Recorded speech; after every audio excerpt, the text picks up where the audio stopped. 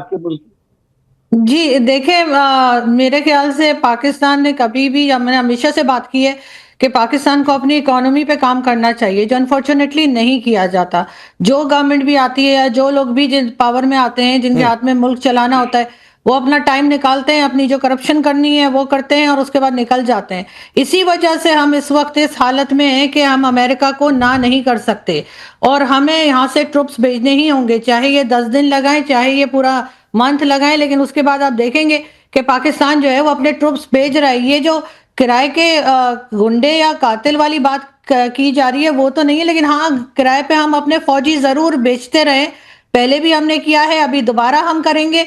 अफगानिस्तान के साथ 20 साल हम पैसा पकड़ते रहे और उसके बाद हम ही जो है वो विक्टिम कार्ड भी खेल रहे हैं कि जी हमारे ऊपर तो बड़ा जुल्म हो रहा है और हमें तो बड़ा तंग किया जा रहा है या हम तो खुद जो है टेररिज्म का शिकार हैं। तो भाई जिन चीज़ों के लिए आपको कहा जाता है कि आप लोग ये सब ना करें, अगर आप वही करते रहेंगे और बाद में वही चीज़ आपके गले पड़ जाएगी, हुँ। तो ज़ाहिर उसके लिए खुद ज़िम्मेदार हैं। अब आप देख लीजिएगा, आप आज का शो देख लें, उसके बाद आप देख लें कितने दिन में ये हाँ कर देंगे और यहाँ से ट्रुप्स आरजू भेजे आरजू जाएंगे। एक चीज मैं आपको इंटरप्ट कर रहा और हूं, वो एक चीज पैसे आपसे के समझना लिए। चाहता हूं। आप कह रहे हैं कि आज या 10 दिन बाद भेजना ही भेजना है। अब सोचिए कि गाजा में मुनीर ने अपनी फोर्स भेजी, पाकिस्तान की फोर्स वहां पर गई, तो इसका मतलब क्या है कि इसके समर्थन में जाएगी? जाहिर सी बात है, काम किसका करेगी? इजराइल क्या करेगी? अब जहां तक मेरी जानकारी है कि पाकिस्तान के पासपोर्ट पर लिखा हुआ है कि यह पासपोर्ट दुनिया में सबके लिए वैध है एक्सेप्ट इजराइल। अगर मैं गलत हूं तो मुझे आप बता दीजिएगा कि मैं गलत हूं। जी जी ऐसे तो ही। अगर हाँ ठीक है, ऐसा ही है ना, तो गाजा में जाकर किसका समर्थन करेंगे? इजराइल का, क्योंकि निहत्था किसको करना है, डिसआर्म किसको करना है? हमास को करना है। तो फिर क्या होगा आरजू, ये मुस्लिम ब्रदरहुड का क्या होगा? मुल्ला मौलवी जो मुनीर बने फिरते हैं आर्मी चीफ से ज्यादा, क्या होगा इस इमेज का? देखिए वो इमेज जो है ना उसकी तो हमें परवाह नहीं है। अगर हमें अपनी इमेज की परवाह होती ना तो हम चाइना को कह रहे होते कि वो जो मुस्लिम्स के साथ कर रहा है चाइना के अंदर, तो हमारी अभी तक आवाज उठ गई होती। लेकिन जाहिर है चाइना के साथ हमारा बिजनेस है, चाइना से हमें पैसा मिलता है, चाइना हमें सीपीसी के नाम पर जो है वो फंड करता है, जगह जगह हमें साथ देता है। तो हम वहां पर हमें ना मुसलमान नजर आते हैं और ना उनके ऊपर होने वाला जुल्म नजर आता है। Yes. तो इसी तरीके से यहाँ पर भी अगर हमारी कीमत सही लग गई, अगर हमारी बोली सही लगा दी अमेरिका ने, तो यहाँ भी हम बात नहीं करेंगे और हम इजराइल को हो सकता है किसी वक्त तस्लीम भी कर लें। कुछ इस किस्म की चीजें भी यहाँ पर चल रही हैं जो आई डोंट नो आप तक पहुंची है या नहीं, लेकिन इस किस्म की बात भी की जा रही है। अच्छा। और फिर एक दिन मेजर नदीम यही बैठ के बता रहे होंगे क्या करें भाई, वो भी तो इंसान है, तो हमने उन्हें नहीं तस्लीम कर नहीं लिया। तो हम देखिए टाइम के हिसाब से इसराइल, एकदम अपने आप को जो है ना चेंज कर लेते हैं। देखिए उस पर हमारा एक स्टैंड है। स्टैंड ये है कि वो फलस्तीनी रियासत को तस्लीम कर देता है।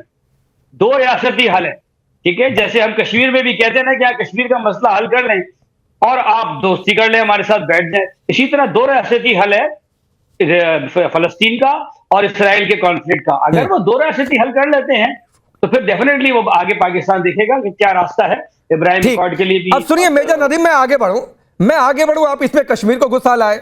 अच्छा, कश्मीर पर अगर आप बातचीत करना ही चाहते हैं, मैं तो कह रहा हूं हम तैयार हैं। मेजर नदीम, मैं कह रहा हूं हम तैयार हैं।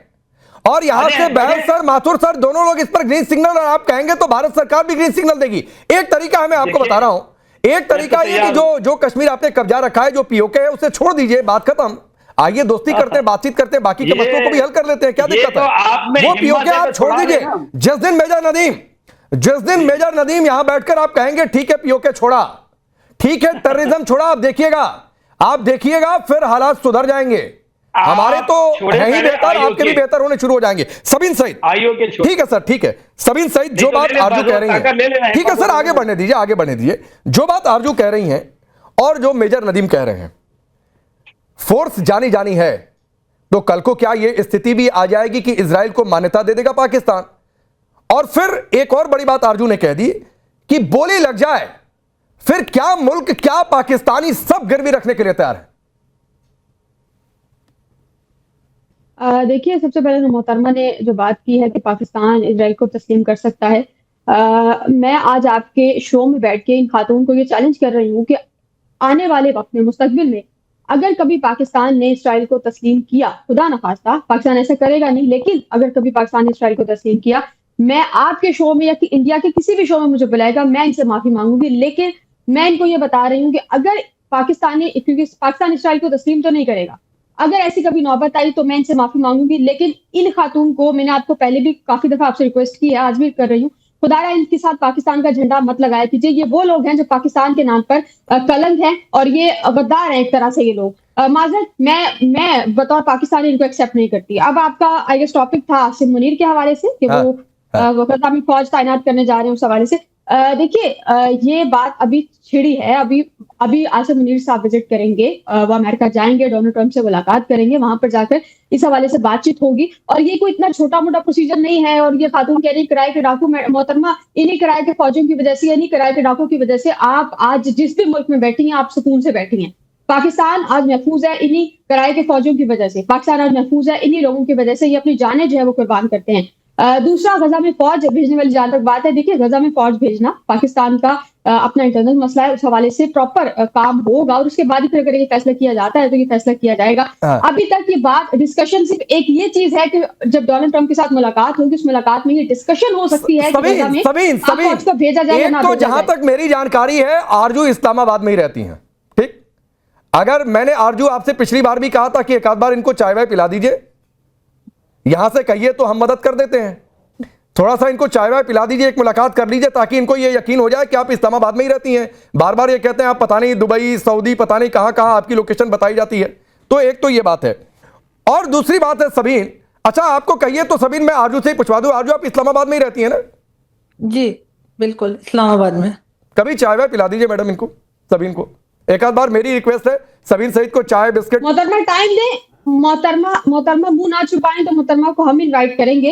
मेरा ख्याल है ये मेन स्ट्रीम चैनल है, इस पे बात करना मुनासिब नहीं है। ठीक है, आप लोग आपस में देख लीजिए कौन किसको चाय पिलाता है। मोहतरमा हमें लेकिन Sabeen Saeed on a serious note मुझे एक बात बताइए, अगर गाजा में पाकिस्तान की फोर्स जाती है, अगर गाजा में पाकिस्तान की फोर्स जाती है तो किसका समर्थन होगा? इजराइल का होगा कि नहीं होगा? और अगर इजराइल का समर्थन होगा तो इजराइल के विरोध का पाकिस्तान का स्टैंड का क्या? फिर मुस्लिम ब्रदरहुड वाले स्टैंड का क्या?